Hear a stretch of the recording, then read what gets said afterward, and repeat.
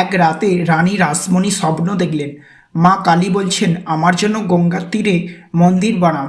তিনি ঘুম থেকে উঠে ভাবতে লাগলেন, এ কি শুধুই স্বপ্ন, নাকি মা সত্যি ডাক দিলেন।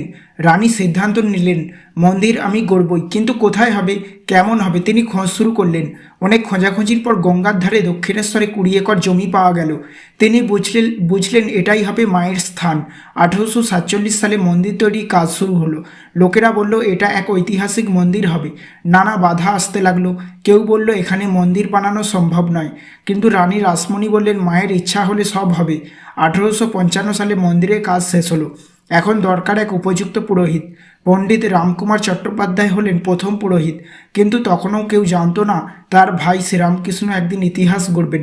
ছোট ভাই গদাধর শ্রীরামকৃষ্ণ মন্দিরে এলেন। প্রথম দিনেই বললেন মা এখানে সত্যি আছেন। শ্রীরামকৃষ্ণ মা কালীর ধ্যানে মগ্ন হলেন। তিনি প্রশ্ন করলেন, মা তুমি কি সত্যি আছো? একদিন হঠাৎ তিনি দেখলেন মা কালীর সামনে দাঁড়িয়ে আছেন। তার জীবন চিরতরে বদলে গেল। শ্রীরামকৃষ্ণ বললেন, মা জীবিত, মা সত্যি। ভক্তরা বিশ্বাস করতে শুরু করলো এখানে অলৌকিক কিছু আছে। অনেকে বলল রাতে মন্দিরে এক রহস্যময় আলো দেখা যায়।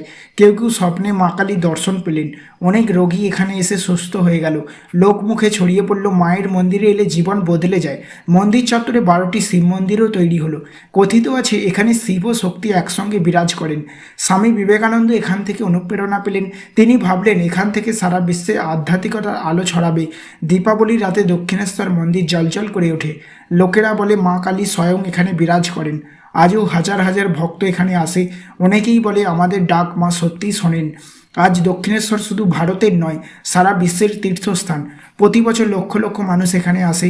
শ্রীরামকৃষ্ণ বলতেন যদি মন থেকে ডাকো মা সাড়া দেবেন। মা ভবতারিণী সত্যিই জীবিত। দক্ষিণেশ্বর শুধু এক মন্দির নয়, এটি এক জীবন্ত শক্তির কেন্দ্র। যে একবার এখানে আসে সে বদলে যায়।